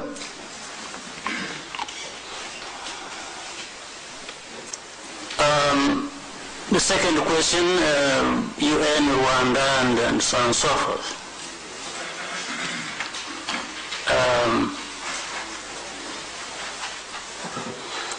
Why live this kind of double life, as you said? I wish I didn't have to. But again, the world we live in, Marseille, as you know, is a world full of imperfections, again, that we have probably talked about. And the problems of Rwanda, and particularly the problems of Rwanda and UN, have a long history, yes, that's true, but I think there are other problems that have affected other countries as well. And that's why the other day, when other questions like these came up, relating to Congo and so on, which we'll talk about in a moment, because it also comes up in the third question, in the following question. That's why the other day I was telling you sometimes the world behaves as if, and particularly the UN, as if the problems of Congo as of old have been caused by Rwanda, or should actually be Rwanda's responsibility. And I was reminding people that even before I was born, there are these problems in the Congo. Vous venez de suivre Paul Kagame qui en réalité dit que le Rwanda n'est pas responsable de ce qui arrive en République démocratique du Congo. En un mot, il y a eu un lien là avec le Boko Haram au Nigeria, parce qu'on va prendre les deux actualités, Rwanda, République démocratique du Congo et Boko Haram. Paul Ménézier, oui. Non, je dis que le problème du Rwanda et du Congo ne saurait se résumer dans les termes du rapport que les Nations Unies viennent de faire là. Tout ça, c'est la mise en scène, ça n'a rien à y voir. Le problème du Congo, vous savez que le Congo, c'est un accident géographique, ou alors un scandale géologique, comme on dit souvent. Voyez. Et vous savez également que le Congo comme plusieurs pays en Afrique, a le malheur de rassembler des ethnies qui se retrouvent de l'autre côté de la frontière. C'est-à-dire que vous avez les mêmes ethnies au Congo, vous les avez de l'autre côté de la frontière, et on les a divisés. On a créé un pays presque imaginaire, un vaste pays qu'on ne peut pas contrôler facilement, juste pour un problème de ressources, de partage de biens au lendemain de la Deuxième Guerre mondiale. Dans le rapport de l'ONU, ce n'est pas le vrai problème. Non, non, ce n'est pas le vrai problème. Alors, Bandakani. Non, je souscris totalement à ce qu'il dit. On est là et ça me permet de marquer mon désaccord avec les développements qui ont été faits tout à l'heure par notre interlocuteur de Yaoundé. Désiré depuis... Pour dire que moi je me méfie de ces thèses-là, qui apparemment apparaissent vraies, mais qui en réalité sont des sophismes. Et je veux parler dire, vous ne pouvez pas, quand vous colonisez quelqu'un, quand vous tapez sur quelqu'un, vous ne pouvez pas lui dicter la conduite qu'il va avoir par rapport au bâton que vous lui infligez. Il peut pleurer, ça ne veut pas dire que vous ne pouvez pas taper quelqu'un et lui interdire de pleurer. Il y en a qui sont forts qui ne pleurent pas, mais si quelqu'un d'autre pleure, vous ne pouvez pas lui dire que tu pleures alors que c'est vous qui l'avez tapé. Lorsqu'on parle de la corruption dans les pays africains, c'est les symptômes d'un mal profond qui viennent de ce que j'appelle l'imposition des États néocoloniaux dans les pays africains. Ces États-là ont des grandes techniques de corruption que les intellectuels africains, beaucoup, taisent parce qu'ils ont peur de la réaction de ces puissances étrangères. Lorsqu'on impose à des États des accords de coopération secrets, qui les obligent à gager toutes les ressources de leur pays contre la sécurité, pourquoi on n'en parle pas? Quand on vient signer des grands contrats par les multinationales et que ces contrats sont passés sous le sceau du secret, alors que les pays ont des assemblées nationales, pourquoi on n'en parle pas? Alors, Bandakani, vous je termine pour dire que cette théorie-là, moi, je ne la partage pas du tout, cette thèse-là. Les Africains, quand nous dénonçons, nous ne sommes pas des victimaires. Nous dénonçons, en même temps, nous disons que nous inscrivons dans une dynamique de construction du continent en comptant sur nous-mêmes. Ça n'a rien à voir avec la victimisation. Et ce qui se passe là, en RDC, c'est la preuve.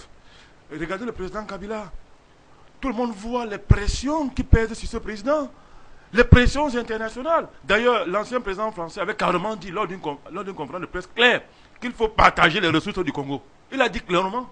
Alors bon, donc Bandakani, ce sont des réalités s'il vous plaît, sur lesquelles on ne peut pas se taire parce qu'on veut paraître réaliste. On vous a compris. Voilà. Alors on va faire un lien avec Boko Haram en République démocratique du Congo. Est-ce que le Boko Haram est aussi financé ou soutenu de l'extérieur? Parce que le président Goodluck Jonathan a ouvertement dit que ce mouvement sectaire vise à déstabiliser le pays. Et on dit, avant de parler du Boko Haram, je vais quand même revenir sur la RDC. Parce que, allez vérifier. Vous savez, sans vous étendre sommairement. Les gens n'aiment pas, on n'aime pas le changement. C'est-à-dire les grandes puissances ne veulent pas que l'Afrique change. Vous avez un jeune président, aussi jeune qu'il soit, qui a pu se battre. On voit les efforts qu'il fait. Allez vérifier ce qu'il a refusé de donner à une partie, à une fraction des grandes puissances pour qu'il ait aujourd'hui ce qui est en train de se dessiner. Claire. Allez vérifier. C'est clair. C'est quoi? C'est le partage du gâteau. Il a refusé. C'est le partage du gâteau. Voilà la vérité. Les malheurs de la RDC proviennent de là. La belligérance. Donc vous voulez dire le M23, c'est un mouvement soutenu, fabriqué? Bien sûr. Bien sûr, c'est une sonnette d'alarme. Ils sont ici en train de passer un message à Kabila. Si tu continues à penser à ton peuple, si tu continues à durcir la main, on va te dégober. C'est tout. Alors, Boko Haram au Nigeria. Je suis une fois de plus surpris. Qui tue pas l'épée périt par l'épée. Ah bon? Mais oui, vous savez, pourquoi ce n'est qu'au Nigeria que Boko Haram s'enracine? Pourquoi? C'est vrai que nous ne sommes pas à l'abri, mais jusqu'ici, Boko Haram s'enracine au Nigeria parce que le président nigérien, à peine arrivé au pouvoir, a pris de mauvaises positions. Et c'est en cela qu'on doit aussi pouvoir tirer le chapeau à certains chefs d'État africains qui sont très sereins, qui ont souvent le plus souvent une bonne lecture des situations. Jonathan a eu une mauvaise lecture. Goodluck Jonathan, son nom m'échappe quelquefois. Il a eu une mauvaise appréciation des situations qu'il a trouvées sur le continent quand il a accédé au pouvoir. Et je vous ai dit, faites attention. Aujourd'hui, la contestation peut se faire sous plusieurs formes. Nous sommes à l'ère de l'Internet. Nous sommes à l'ère du développement technologique. Nous avons une jeunesse percutante. Allez voir, allez comprendre ce qui ne va pas avec cette histoire de Boko Haram. Est-ce que ce n'est pas une contestation masquée? Point d'interrogation. Donc, je crois qu'il faut cesser souvent d'accuser l'Occident, d'accuser l'étranger, d'accuser des centres financiers ailleurs. C'est ce que Désiré disait tout à l'heure depuis Yaoundé. Alors, on court vers la fin de ce programme. On va en Égypte. En Égypte, il y a un nouveau président, certes, mais le plus inquiétant actuellement, c'est les inquiétudes aussi d'Israël et peut-être aussi les inquiétudes de Washington, parce que Mohamed Morsi, il faut le dire ainsi, il a dit lors de sa prestation de serment qu'il n'avait peur que de Dieu, qu'il ne craignait que Dieu. Alors, réaction, Bandakani. Ben écoutez, ceux qui ont soutenu et fait la promotion du printemps arabe récoltent ce qu'ils ont sémé.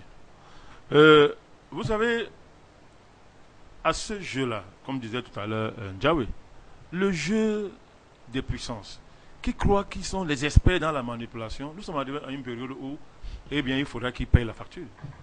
Il faudra qu'ils payent la facture. Il faudra qu'ils payent la facture. On nous a fait croire que Hosni Moubarak, l'ancien président, était le démon, était le diable. Moi, je le défends pas. Comme tous les autres présidents de la région arabe là-bas, moi, du Maghreb, je ne les défends pas. Mais ce que je voulais révéler, c'est que... Oui, question directe et réponse. Ce que je voulais dire, c'est important ce que je veux dire, c'est que ces présidents ont été maintenus en place pendant 30 ans avec le soutien colossal et puissant des Occidentaux. Aujourd'hui, on les a livrés en pâture en croyant que ça allait régler les déficits diplomatiques de ces puissances-là. Aujourd'hui, ils ont des États religieux. Ils ont des États religieux. Tout le monde sait très bien qu'il est impossible aujourd'hui de gouverner l'Égypte sans les frères musulmans. C'est impossible. Donc, il y a eu un accord bancal entre le nouveau président et l'armée égyptienne. Tout à fait. Mais on s'achemine vers le modèle turc. Parce que l'armée égyptienne est très bien consciente du fait que la donnée des frères musulmans dans le contexte égyptien est incontournable. Donc, ils ont fait un pacte qui va s'aménager au fur et à mesure pour arriver sur un modèle à la turque. Mais il y a un grand danger. Vous achevez avec le danger. Oui, je termine avec le grand danger, c'est que je me demande comment les Occidentaux aujourd'hui observent et regardent le fait que toute la région du Maghreb aujourd'hui est entre les mains des États religieux à dominance islamique. Paul Ménessier. C'est la présidence de toutes les incertitudes. En fait, on ne peut pas envisager quelque chose de précis à ce jour-ci parce qu'il y a quand même deux forces en présence. Et nous avons d'un côté les forces impérialistes représentées par l'armée, parce qu'il faut dire que l'armée est à 80% financée par les États-Unis, et que parce qu'elle est financée par les États-Unis simplement parce qu'elle doit faire la paix avec Israël. Et de l'autre côté, on a un islamiste qui arrive au pouvoir, qui se donne le charisme d'un homme tolérant, qui pense pouvoir concilier la charia et le droit moderne. Alors, on ne peut pas présager les lendemains. Ce qui est sûr, tout cela va se négocier, comme disait Bandakani, avec le temps, mais c'est une présidence pleine d'incertitudes. Alors, plein d'incertitudes, Jules Ndiawe, on va prendre la situation du Mali. Au Mali, en réalité, l'actualité cette semaine, c'est le Premier ministre Cheikh Modibo Diarra qui poursuit, malgré lui, la transition, mais en réalité, on lui repose cette semaine le manque de lisibilité dans sa feuille de route. D'ailleurs, on reproche aussi, on demande qui paie la facture de John Kounda Traoré, qui est toujours en France. Franchement, je suis déçu, hein, je suis très déçu parce que le Premier ministre malien, c'était l'espoir de l'Afrique. Et je me demande en quoi il s'est laissé embarquer ici. C'était un ami à mon père, c'est quelqu'un que j'ai connu, que j'ai rencontré. J'ai beaucoup de respect pour lui. Mais j'ai comme impression qu'il s'est fait piéger. Je suis convaincu qu'il s'est fait piéger. Et je suis convaincu ici que ce piège a été très bien tissé dans le but de préparer l'après.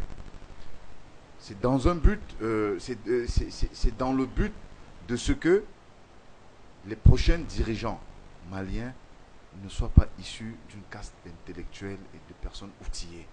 Et je crois que c'est le pourquoi ils se sont arrangés à le bousiller. On l'a envoyé au casse-pipe. Alors, qui paye la facture? La plupart des Maliens se demandent cette semaine. On évoque d'ailleurs que c'est trop de dépenses pour l'État du président de transition qui continue toujours à restant à l'étranger. Mais qui doit payer la facture, en fait?